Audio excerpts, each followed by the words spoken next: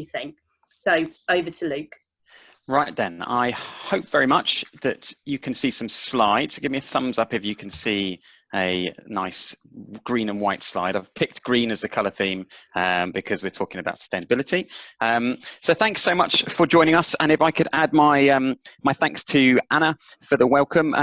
My name's Luke Strickland. I lead the environment and sustainability team for Mott MacDonald in the Midlands. I'm also our global practice leader for environmental assessment. And we're delighted to be partnering with Sustainability West Midlands today. We've been a member of that community for the last 4 or 5 years, and it's a community that we really value. And this is a conversation that we're really excited to be having, really, and it feels like a timely opportunity to talk about this. So just a bit of background on me. My main role is to make environmental and sustainability issues more visible to help a wide range of clients, colleagues and designers to make better decisions. And you'll see that as a theme throughout my presentation in particular is about decision making. And that's often in the area of the built environment and all of the planning, policy and investment decisions that go with it. If you don't know who Mott MacDonald are, we're a global employee-owned engineering, management and development consultancy. And we've got a big vision to create solutions that make a lasting difference for humanity and the environment. In the Midlands, we're celebrating over 100 years. Actually, we can trace our heritage back to AH Waters and Partners that set up on Colmore Row in 1919. We've got 300 staff in Birmingham when the office is open, clearly. And we're most visible locally in the transport sector, but we do cover a wide range of things behind the scenes. Just to give you a signpost of the shape of my talk for the next kind of 10 or 15 minutes, I'm going to start with a brief introduction to the SDGs. I'm sure many of you are really familiar with them, but I will not assume that. And then I'd like to explore why they might help us raise our collective ambition and help you with your engagement and help us to be a bit more united around that. So I'm going to mention some of the ways that I think that's possible, and I'm going to finish by setting out perhaps where this could go next and some actions.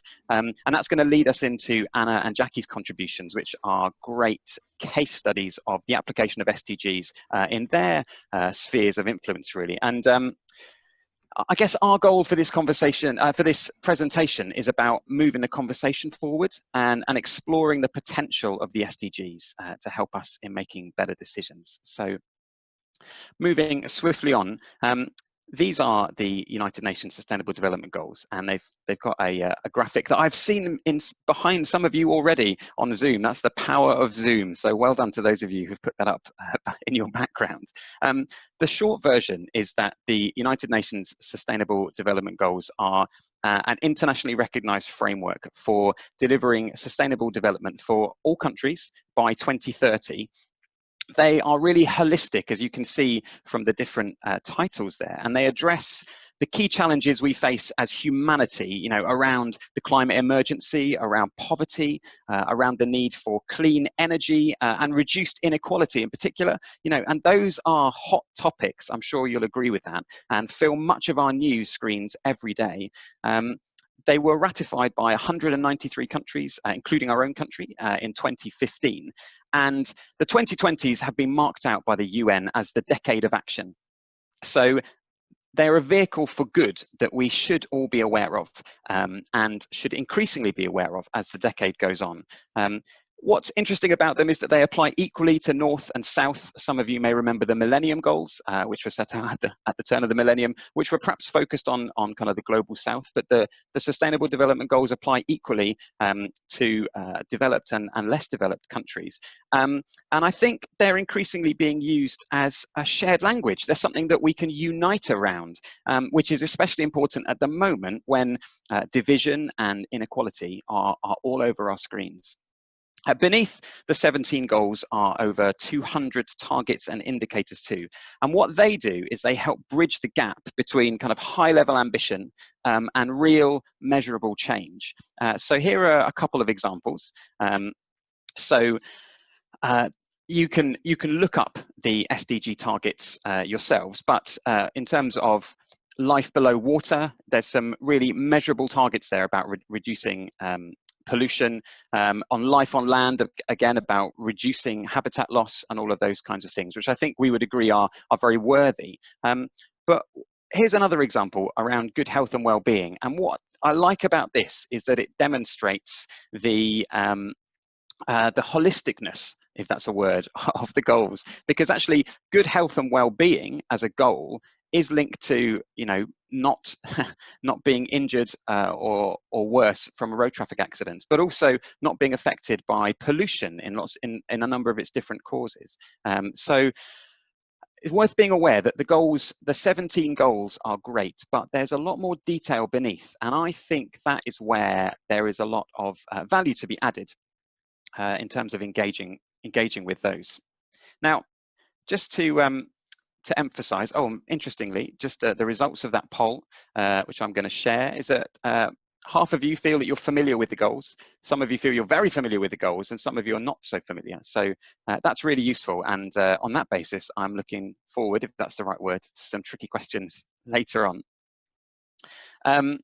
So I wonder whether I can stop sharing the poll. This is just to emphasize the connection with the traditional pillars of sustainable development. I particularly like this representation of the goals from the Stockholm Resilience Centre at Stockholm University. And what this does is it echoes some of the 5 capitals approach to sustainability, which is these in the corner here. And the heart of this is the point that we and all our systems and stuff are fundamentally dependent on our planet. I really like also that the axis around these spin is the axis of partnership. And what this does is challenges our existing decision making, which I'd suggest has been too heavily weighted towards economic growth. And so there are echoes here really of the economist Kate Raworth's work on what she calls donut economics, where we move from more and an addiction to growth to enough, living within the planetary boundaries and lifting communities out of poverty, which are what the goals are all about. And I would really recommend looking up her TED Talk if you haven't ever watched that. What the goals aren't meant to be are yet another checklist. And this image is drawn from the UN's own work and is meant to emphasize their interconnectedness. So much as we like breaking things down into discrete elements and perhaps focusing on our areas of expertise, and I come from an engineering background and I love looking at things in detail, it's a key point for the goals is their kind of holistic nature. And this fits really well with the need for us to apply systems thinking in the face of the global challenges that we are facing at the moment. So what I'm not saying here is that all the SDGs equally apply to every place, to every process, to every project or every plan, by no means. However, whilst we focus on relevant SDGs to your situation and measurable targets and indicators that apply in your sector or to your process, the point here is to remember that it's part of a bigger picture. And actually, my firm belief is that it's at the regional level that the puzzle pieces can be effectively assembled, which is why I'm so delighted to hear Jackie's perspective a bit later. And I'll talk about how a decision made in Wales recently, which I think shows this regional puzzle element really. So just to emphasize the why is this not moving forward? Hold on, there we go. Just to emphasize the versatility of the goals. This is one of the ways that I've seen them articulated at an individual level, and there are others available. But if, like me, there are times when the scale of the challenge can feel overwhelming, these are practical ways that you can make good and sustainable decisions at an individual level. And they're cute graphics too, which I think always helps with engagement.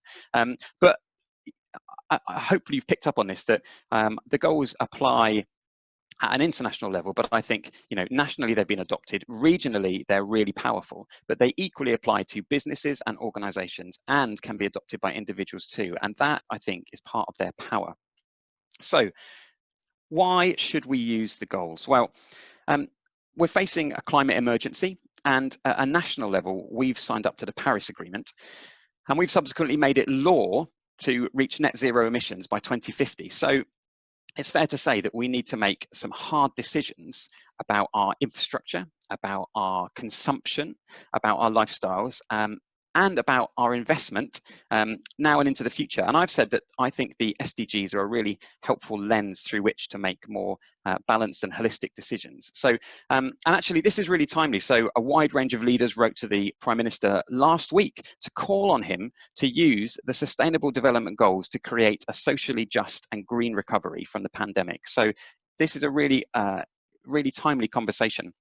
Flipping this round, your projects, your decisions, your programs are at risk of challenge if you can't demonstrate that you've taken factors around climate, inequality, these other sustainable development factors into account. So we've seen successful legal challenge to policies around Heathrow Airport earlier in this year. We're seeing further challenge to energy policies at the moment in the news. We've seen challenge to investment strategies. This is fresh, recent news in terms of a challenge to Highways England's road investment strategy, again around climate. We are seeing challenges to individual projects. Many of you will have seen in the news around Chris Packham and HS2. And in the news this week, it was really interesting that the Nant Helen open cast coal mine had its licence revoked by the Welsh Government with this comment: refusing to authorise the licence extension ensures that the coal remains in the ground and will not contribute to global climate change, which is in the best interest of the people of Wales. And I think that is a great example of excellent regional decision making, taking broader things into account. And a link to their Future Generations Act, which is a really interesting piece of legislation and a whole other topic. What this emphasises is that we need to make decisions about trade-offs, and in order to do that, we need an integrated and holistic perspective, which the SDG provides. So it can really help challenge our perspective and think differently about some of the things that perhaps we've always done, but we need to have a hard think about whether we should continue to do that in the future. So they can challenge you to think more broadly. They can reduce your risk of challenge. They can help with a broader perspective because they apply at so many levels. But they can also help you to get your stakeholders, your communities, your customers, and your citizens more engaged with the decisions you make and those trade-offs, because they can help articulate wider benefits across the range of goals.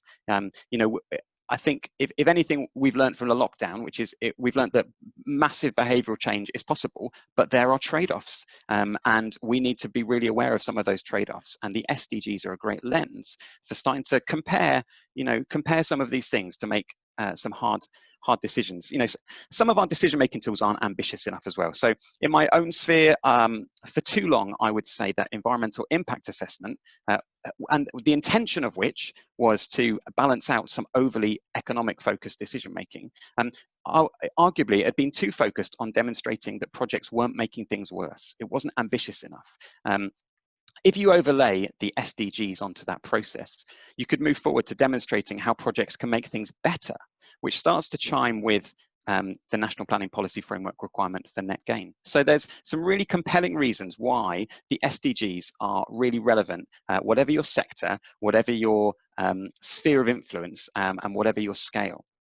But the big question is, how can we do this? And I think a helpful way is to think about your policies, your processes, your programs, and your projects. And I didn't intend for them all to start with P, but it's a convenient alliteration. And maybe the SDGs could be a golden thread to complement and enhance throughout all of these things. So from our example at Mott MacDonald, our corporate sustainability policy is written around the SDGs. And so that's an action that businesses could take away straight away. Are your policies articulated in these ways? And would it be a good opportunity to do that? At a regional policy level, it's really exciting to see sustainable development goals start to be articulated into regional policies. So the Combined Authorities climate paper earlier this year, was focused on the SDGs. The Green Recovery paper, which was accepted at the board a few weeks ago as well, again, also very exciting, Jackie, were framed around the SDGs, which I think is really, really great. At a process level, our operational procedures include the need to consider the sustainability implications of all the projects that we work on. So our scope on those projects. And again, that is framed around the SDG goals. And what that does is it engages our staff, many of whom wouldn't say that environment or sustainability are their primary things, but it just because it's a tick box, it means that project managers, project principals, and project design teams have to think about these things, and that's a good thing. You know, it just raises the visibility, and it's an easy way to start to embed it. Not that it's intended to be a tick box, but it is about starting to add value to processes and challenge some assumptions that we might make. For your business processes, could you undertake a review against each goal and consider how you could weave them into some of your reporting? Maybe to improve some of your processes as well. We've worked with some of our clients, who I can't name for confidentiality reasons, but we've built some reporting tools for them to measure how their investment tracks against the SDGs, and so that they can then articulate that better to their own clients and to their own backers, and to demonstrate the social good that they are doing. And you know, there's a lot being written at the moment about corporate citizenship, and the idea that it's not just enough for business to make money, they have to do good as well, and that the SDGs could be a really good way to hold companies you employ to account, or who produce products that you buy. If you're responsible for investment programs, I think there's an opportunity to add relevant SDG targets and indicators into your decision making and prioritization for investment. So you could make it a condition of investment that certain positive outcomes are achieved in line with relevant goals. And I think that might start to make a material difference in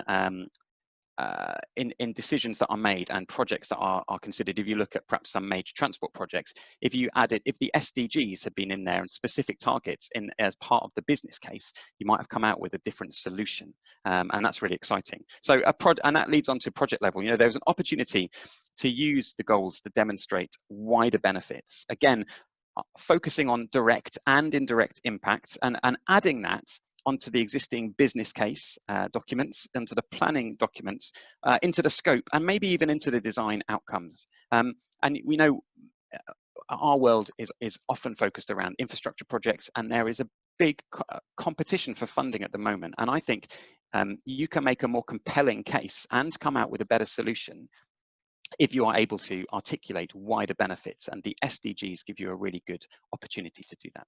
So be pleased to know I'm coming into land. So before I hand back to Anna, and we hear a little bit about Sustainability West, how Sustainability West Midlands have engaged with the SDGs. What could we do next? You know, it's all very well having a nice talk and joining a webinar and making some notes, but what can we practically do in this decade of action for the SDGs? Ultimately, we need to make some drastic changes in how we operate, and we've learned that that is possible over the last few months, even though it's uncomfortable, and even though there are some inequalities in that we need to resolve. On a personal level, we're all consumers, and many of us are employees, so you could use your influence to demand change through the language of the SDGs from your favorite brands, or even from your employer. So you could demand it. If you are a client, if you are a regulator, if you are an asset owner, you could drive it by building the language of the SDGs and the targets and indicators under the goals into your briefs or requirements, and you could drive sustainable change into your supply chain. And within your sector, you could be a great example by starting to model it. You could model better decision making using the SDGs. This is about raising the profile of the conversation. And finally from me, whatever we do, we need to move it. We need to take urgent action in the face of the challenges we are experiencing. And the SDGs could help us to explore, communicate, involve, and ultimately make better collective decisions to help get us to that sustainable future. So thanks for taking the time to listen. I'm really interested that many of you are seeing that you see a lot of potential, or some potential, for the SDGs in better decision making. So thanks for engaging with those polls, and I'm going to hand back to Anna. Thank you very much, Luke. It was a brilliant presentation. Just to encourage you, if you have got questions, please start to pop them in. I know some people have started using it, but please start those questions rolling in, and just bear with me while I get my slides ready. Okay, can I have a thumbs up that you can all see those? Brilliant. Okay, so first of all, I know we've got lots of, I think I've got the wrong slides up now. Can you see my notes now? Or can you see the slides? Slides, brilliant. Okay, so just to introduce ourselves, really. I know we've got lots of familiar faces from our membership here today, and also from our networks. But first of all, who are SWM? We were established in 2002. We're an independent not-for-profit organisation, and we advise cross-sector organisations on all aspects of sustainability. So what I'd like to do this morning is just quite briefly, but just run through the way that we have used the SDGs to shape the development of our own roadmap. So here is a snapshot of our roadmap, and this is available on our website in a lot more detail. But since 2010, the West Midlands has been the only region to have a sustainability roadmap, which is a clear vision and annual monitoring to help achieve a more sustainable future. So back in 2010, when we set up our first roadmap, which looked ahead to 2020, we based it on evidence at the time. We consulted widely with stakeholders, and we developed a series of indicators around environmental sustainability, but also economic sustainability and health inequality. And we've been monitoring against that roadmap for the last 10 years. Again, we're the only region to do so, and the information that comes from that monitoring is really, really important because it helps to provide certainty and focus for joint action locally, and it can demonstrate commitment to sustainability and credibility for inward investors. So a couple of years ago, obviously, we recognised our roadmap to 2020 was, shortly to run out of time. We needed to develop something new that was relevant and appropriate for the region. So we started that process of developing our new roadmap to 2030 back in 2017. And the new roadmap, again, is evidence-based, and it's shaped by our stakeholders, but very much influenced by the SDGs. And you can see that by the infographics on the screen there. It does mirror the SDGs. So how did we go about developing the new roadmap and coming up with the vision that you can see there for the West Midlands to be leading in contributing to the net target of zero greenhouse gas emissions by 2050, whilst also addressing health inequality and inclusive growth? So first of all, we started, my colleague Tom, a massive process of reviewing all other relevant frameworks, policies and strategies from the global SDGs all the way down to our very local energy strategies and industrial strategies. So when we were looking at those, we were considering all of the priorities and targets that were included, and specifically how they were relevant to the challenges faced in the West Midlands by all of our organisations. So we're talking about businesses, the public sector and the third sector. So once we'd done that desk-based literature review, we then started the process of stakeholder consultation, which has been a key element of the process. So the way that we went about that over the couple of years when we were undertaking the process was by consulting with experts on the different topic areas, including those on our board. We held over 20 one-to-one meetings with different organisations and individuals to get their perspective on those priorities. We held various dedicated events in 2019 on particular issues, including air quality and resource efficiency. We sent an online survey out. I'm sure some of you may have seen that and hopefully responded. That went out to about 2,500 recipients, and we built in discussions around the roadmap at any meeting that we were having, quite frankly, and it all came to the launch in December at our annual conference, where we had over 100 delegates in attendance. I'm sure many of you were there, and we were able to really think about getting more involved in talking about the actions and how we'll deliver against those themes. So how have we been able to achieve this engagement? For those of you who aren't familiar with SWM, we are a membership organisation. We have about 70 members, ranging from huge global businesses through to local authorities, NHS trusts, charities, micro enterprises and sole traders. And as Luke said, Mott MacDonald have been a very valued member of SWM for many years, and the Combined Authority are also members as well. Our membership does grow by about 25% a year, with our greatest increase being private sector members. So through that membership, we were able to get the opinions of many stakeholders on our new roadmap and how that relates to the SDGs. We're also a networking organisation. Again, I'm sure many of you are involved in our networks, but we coordinate numerous good practice networks for every sector, and we are the only region with this cross-sector reach. And again, it was through these networks that we were able to engage on the issues, including air quality, food waste management, and so on, which went into shaping the roadmap. So looking back at the roadmap, we launched it back in December at our annual conference, and similar to our previous roadmap, it does look at improving social, economic and environmental indicators across the West Midlands, with the overall objective of creating a more sustainable, a fairer and a greener region for us all. So we have 8 key areas, which you can see on the screen there, which we believe address the priority challenges facing the West Midlands.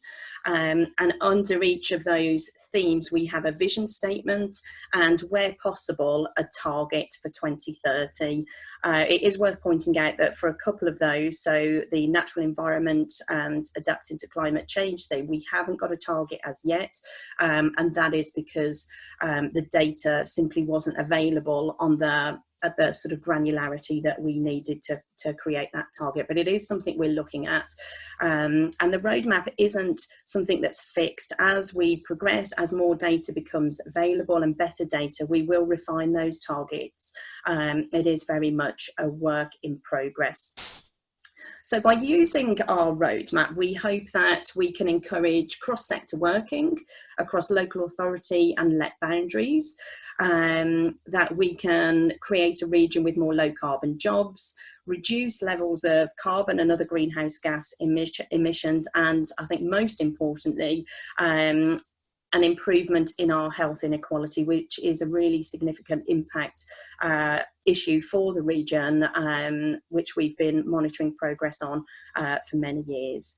So our role as an organisation is to help other organisations work towards the roadmap, and we do that by enabling innovation, supporting leadership, encouraging collaboration, exactly, through events like this morning's, and through celebrating success. So we really hope that our roadmap is a bold and ambitious framework for the region. It's been developed using the SDGs and heavily influenced by them, and that it does allow for engagement and supporting action. So that's the end of my presentation. I hope it's a case study that highlights, a very practical way that you can use the SDGs. And we'd now like to move to a conversation with Jackie Homan, who is Head of Environment at the West Midlands Combined Authority. What we'd like to do, we've got a few questions to put to Jackie, but we're going to have a bit of a delve into the ways that the Combined Authority have used the SDGs to shape their climate action plans and their recently published plans for a green recovery from COVID. So I think, Luke, you were going to kick off with our first question. This is where Anna and I tag team. It's not Wogan, if that's not too old a reference. So Jackie, thank you so much for being with us. We're really delighted to have you. We've already said that there's the green recovery paper. You had your climate paper earlier in the year, which was hashtag WM2041. Really, actually quite hard to say out loud, but looks great on paper. To what extent did stakeholders already have a perception of the SDGs on the whole, and how did that influence your approach to those documents? So first of all, thank you for having me. And it was really interesting to hear the presentations that you both gave. So yes, as you said, we've got our climate plan and our green recovery paper, and in our WM 2041 plan, and for those of you who are not familiar with it, we can send links out after the meeting, but you can find it on the Combined Authority website. We linked in a number of outcomes and principles to the SDGs. And I think it's probably fair to say, and I know I'm guilty of this, that we can get caught in a sustainability bubble where we're well aware of what some of these things are and what some of these frameworks are, but not necessarily some of our colleagues that work in areas that have application to the SDGs, but they don't necessarily work with them all the time and every day. So I think a lot of stakeholders outside the kind of climate change sustainability sector were less aware of what those SDGs were. So I had quite a few comments on what are those nice pictures in the document, even though it says, you know, that we're working with the SDGs. So I think, you know, it's been a process of socializing those with people and what they mean and how they could be used. But I think it's really important to give documents like ours a kind of international currency. So cities, regions, all over the world use the SDGs in their climate plans as well. And so it's almost a bit of a leveler in terms of how we can use them and work with them. And I think that's valuable for all of our stakeholders and everybody that we're working with. So I think it's really helpful to use them. And I think, as we've seen on this call so far, there's application at a business level, as well as at a regional level, a country level, and internationally. So I think it was really important that we did use them, but I think there's a process of getting people familiar with them and what they mean and how they can use them effectively. Thanks, Jackie. And I think just sort of delving a little bit deeper, and I think in Luke's presentation, you know, he really nicely summarised how you can go from those headline SDGs and then drill down into more detail. So just wondering if you could share a bit of information on the level of detail that you decided to go into when you were using the SDGs, and how successful or not that's been for you. Okay, so at the minute, we've used them in a fairly high level way. The document that was released, the WM 2041 document, which I can't take credit for, my colleague Claire Spencer wrote that document, who also works on inclusive growth, but incorporated them at a high level to align with some of the principles and policies that sit as part of WM 2041. So, for example, our target on looking at locked-in climate breakdown will have the various SDGs that align with that, but only at the high level. I think as we go forward and we start to develop our projects and programs where we can align monitoring targets to those, we'll probably use them in more detail. But at the minute, it's been quite high level. So they appear frequently in the plan, but not in a great level of detail as yet. You said the SDGs start to appear frequently, and notwithstanding my point about seeing them as a unified whole, do you think there are certain SDGs that are going to be most central for you going forward, and why is that? So I think part of it, you look at it, an issue like climate change, and it's clear it's going to require a whole system shift. And Luke, you mentioned this in your presentation. So, for example, it would be very difficult to have a sustainable city without looking at issues of equality, for example. So they are really clearly interwoven in terms of delivery. So it's hard to pick out, you know, we're only going to do this when you look at them, because actually when you look at some of the things we want to do and the co-benefits that sit alongside those, many of the other SDGs are also implied in delivering on a particular project or program. But we have been clear that there are some areas and programs that we are going to prioritise, particularly as part of our green recovery from COVID-19.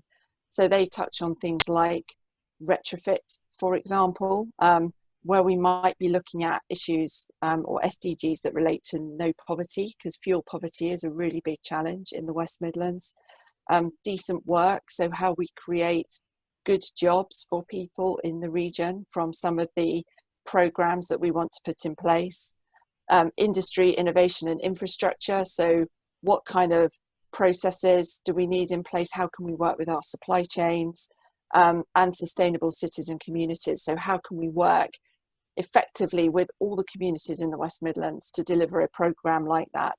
So I think as we start to look at the programmes we want to put in place, it will be clear to pick out particular SDGs that have a fit to that programme, and where we might be able to use the detail a little bit further.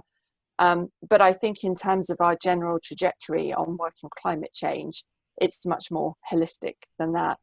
And I think, you know, there's one around partnership, which I think is really important, because it's very clear that to deliver our climate plan, that absolutely necessitates us to work in partnership across the region with private sector, our constituent local authorities in our case, with universities, with voluntary sector organisations.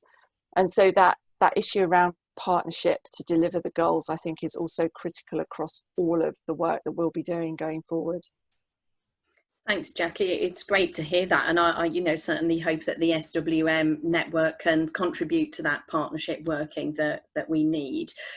Just thinking about the West Midlands roadmap to 2030, which I described, and just to clarify, actually, that when SWM talk about the West Midlands, of course, we're talking about the combined authority area, but we're also talking about the wider West Midlands, so Worcestershire, the Marches, and Stoke and Staffordshire. So, Jackie, just wondering whether you think that the West Midlands Roadmap to 2030 provides opportunities for a more regional focus and engagement?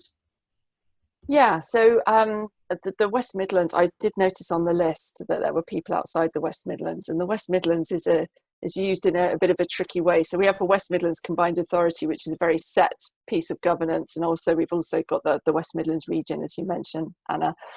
I think one of the key things here is around subsidiarity. So what is most effective delivered at what scale?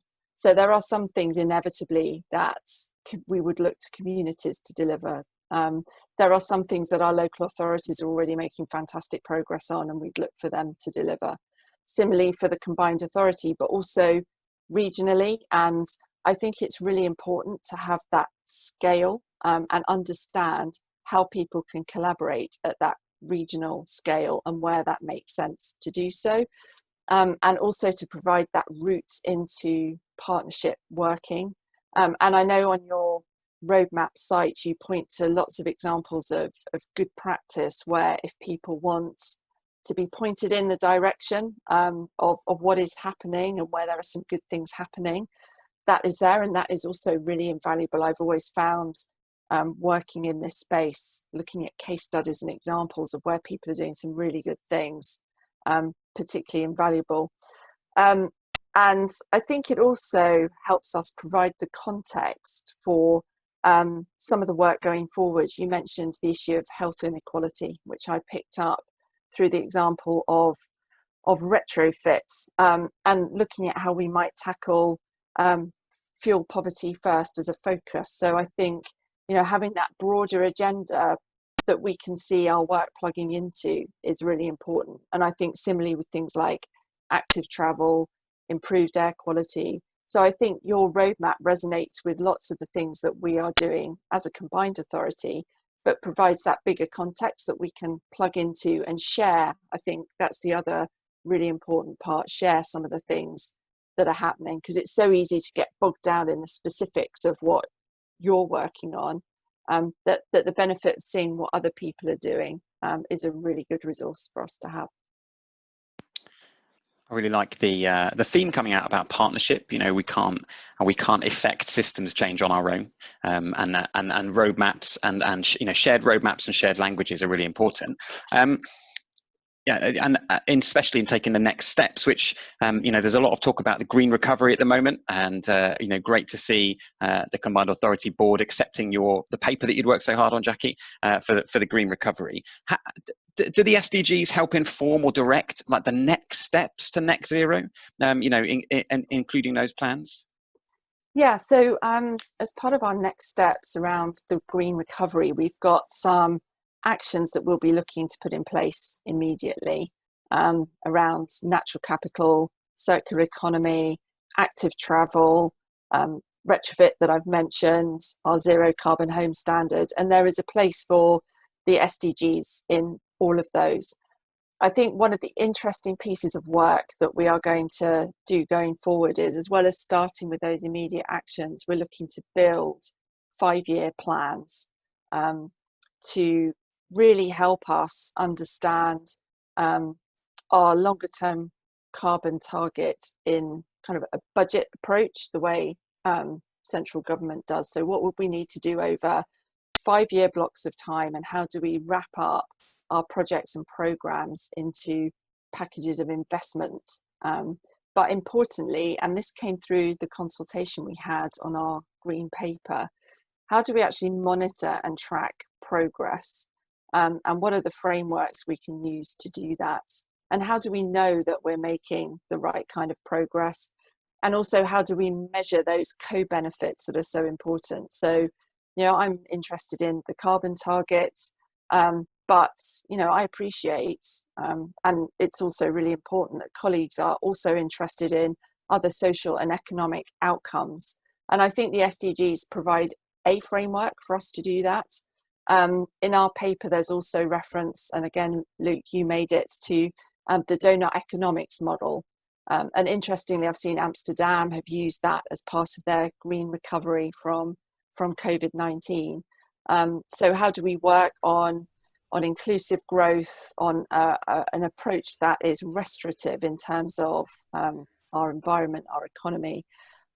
So I think they will be important for us to be able to be transparent and build a framework to take our WM 2041 work forward.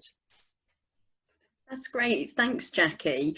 And thanks to Luke as well. That brings us to the end of our conversation with Jackie. So what I'd like to do now, probably for around 10 minutes, is turn to some of the questions. I've seen them coming in, but I know Alan's been looking at those more closely. So Al, do you want to kick us off with some of the questions that have come in?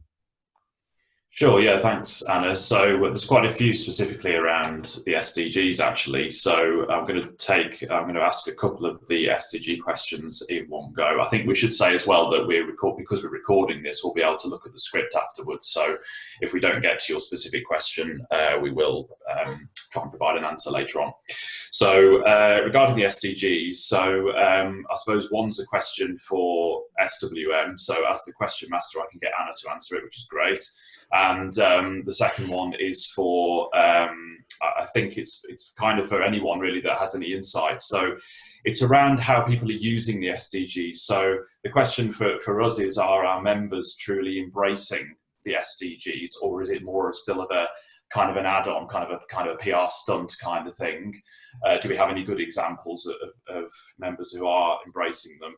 And I think the other one is around local authorities, and both whether local authorities themselves are embedding SDGs into their plans, into their actions, and also whether they're supporting their businesses with SDGs if their local businesses don't know about them or aren't embracing them. So perhaps if Anna, you can take the first bit of that, and Jackie perhaps the second bit. Yeah, so I think there's two halves there. There was, to what degree are our members using the SDGs? And I think there are truly some brilliant examples of, the organisations that are part of our membership using the SDGs. I know Andy from RICO has already popped some information in the chat about the way that they are doing that. Obviously, they're a large business based in Telford, and actually have been prioritising many of the SDGs for years. There is so much that we can learn from the approach there, particularly around circular economy and remanufacturing. It's a core part of their business. It's certainly not a tick box there. We work with Severn Trent, Tarmac as big members as well, and I can, you know, genuinely say that they are using them. I think some of the organisations that we work with and we provide advice to. So we're working with a really interesting business in Birmingham at the moment, and when we went for an initial conversation with them, they said, "Oh, how, you know, we're not doing anything. You know, we really don't know where to start. You know, we're sort of lost." And I said, "Well, tell me some of the things that you are doing." And actually, they were doing an incredible amount, but they just hadn't framed it and shaped it around the SDGs or, you know, another framework. So what we've done with them is work with them to say, well, actually, you know, this very much contributes to this particular SDG, or, you know, you could think about building on this activity here. So I think for lots of organisations, they're probably doing quite a lot of good stuff, but they just haven't thought about that in a particularly strategic and structured way. I think the question about the local authorities across the West Midlands, it is mixed. I think it was really encouraging, you know, prior to COVID-19 to see the huge acceleration in progress around the climate emergency, which many of our local authorities declared. And even if they haven't declared a climate emergency, they're still recognising that it is a priority and taking action. It is mixed, and I think that can come down to resourcing and political commitment in some cases, but there are some excellent example. So we're working very closely with Wolverhampton at the moment, and they, I think I'm right, that their target for net zero emissions for their own operations is 2028, which is one of the you know, the earliest across the West Midlands, and they really are doing it. You know, they've got their strategy, they've got their action plan, and they're now moving into that delivery phase. Another example, really good one, is Worcester City Council, who we're working with, and they've been very ambitious in not only having a target for their own operations, but a target for the whole city.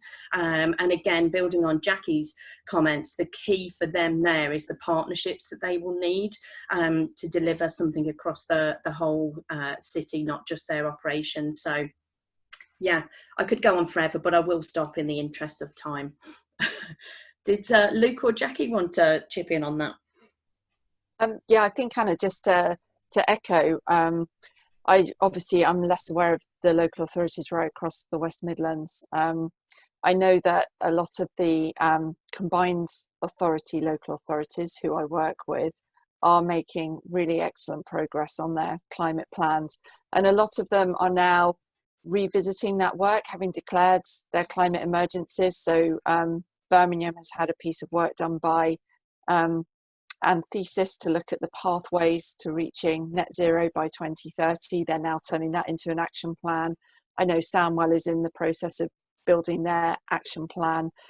So these are documents that are in draft. I'm not sure how much or how little the SDGs will figure in those, but I know that you know, they're thinking in a really wide sense around what they can deliver through those plans, and they're a work in progress in many of the local authorities. I think just in terms of business engagement with the SDGs, yes, there is a risk of SDG washing, you know, where you're just name checking stuff. So I think the challenge for all of us is to see whether, and for whether organisations are taking it seriously, is are they articulating clear targets and indicators around the SDGs, and if they are, holding them accountable to that. And you can do that from within your organisations as well as for those other organisations that you engage with. But I'd probably also say that even SDG washing is better than nothing at all. So great, thanks everybody. And actually there's been a couple of examples posted in the chat as well. So Worcestershire have just posted their example of what they're doing. We've obviously had Rico's already. And I really like Judith's suggestion as well around, you know, 17 SDGs can seem like almost too many and too big a thing. So can we kind of pick 3 to start with, and then and then take it from there. There was a question early on specifically about the natural environment, which I know is one of our 8 roadmap priorities, and obviously is a big part of the SDGs. So I think I'll put this to Anna first, just because obviously your connections with the Wildlife Trust, Anna, which is around habitat creation and protection. It seems it's proving very challenging to make simple sort of changes around policy, to make even basic things like local authorities getting them to mow their verges properly and things like this. And it does seem really difficult to make these really small incremental changes. So with that in mind, how can we make big changes to protect the natural environment and protect habitats, given we know there's biodiversity loss, is accelerating and so on? Have you got any kind of thoughts around that agenda? Yeah, absolutely. And I think Delia from the Wildlife Trust is with us this morning. So Delia, I'd say follow up with Delia afterwards if you want more specific information from Birmingham and the Black Country Wildlife Trust. But I think there's been a lot of work done by the Trust as part of the Natural Capital Roundtable, which is a group of organisations. It includes the Wildlife Trust, RSPB, Environment Agency and many others who have been working to develop a long-term plan for the West Midlands to build in decisions around natural capital and biodiversity to big infrastructure projects like HS2 and others. So there's been a lot of work going on for a long time, and a lot of really good work, and I think a lot of progress has been met and achieved. I know Andy Street has indicated commitments to this, but I think the COVID-19 pandemic has really helped. One of the ways it's helped in sort of raising in lots of people's awareness the value of our natural environment and how important it is to us. We've all really benefited during lockdown in being able to get out into natural space and the health and well-being benefits that brings. So I think it is really timely that we can build on that raised awareness to try and build this into decision making further. Obviously there's been the coalition of organisations that have gone to central government and also to Andy Street at the Combined Authority to demand that this is addressed. And I think I'm right that it is a part of the green recovery plans that were approved last Friday. I know there's an ambition to build on the work of the Natural Capital Roundtable to grow that and build on the really excellent work that's already achieved. So that's my tuppence worth, but I'm sure others will have a lot to add to that. Anyone else want to comment on that, Luke or Jackie? Just to reinforce really what Anna's just said about the Combined Authority commitment. And again, I think it's how we support communities to do things that they know they need in their particular places, as well as this kind of bigger strategic approach to managing and working with natural capital. But it's certainly one of the things we've been running a citizens panel, and the natural environment has certainly been one of the things that's been emerging as a priority in terms of tackling or in terms of recovering from COVID-19. So we know that also has significant public support as well. And I just want to add, hi Joe, and that's a really interesting question. I'd say don't lose heart, and we need a top-down and a bottoms-up approach. So I read a really interesting article this week by a professor of economics at University of Oxford. He said you can't solve system questions with cost-benefit analysis, and I think we do need that top-down systems change, but we also need to be building momentum from the grassroots. And I know that you've been working tirelessly in terms of trying to champion sustainable development in the area of the water environment and that kind of thing. We need both, and we need to continue to build momentum. Actually, the SDGs, in terms of demonstrating wider benefits of why councils should leave areas unmown, it seems so obvious, doesn't it? And maybe just starting to frame it and say, well, actually, you as a council have declared a climate emergency, and you can save some money on this, and you can do these other things, is a way to approach it. Thanks, everyone. Have we got time for one more question? think we probably haven't, because I know how, you know, these things can run on, and how busy diaries are. So we will bring it to a close now. Thanks for all the questions that you've submitted. We will capture them all. Just in terms of next steps, as I say, we'll use your questions and the chat to develop a summary document. So please pop any last ones in before you leave the call.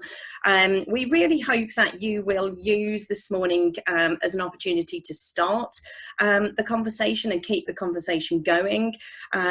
Obviously, you know, feel free to contact us with any questions, and contact details are there. And also to you know, draw on the experience of others that joined the call this morning.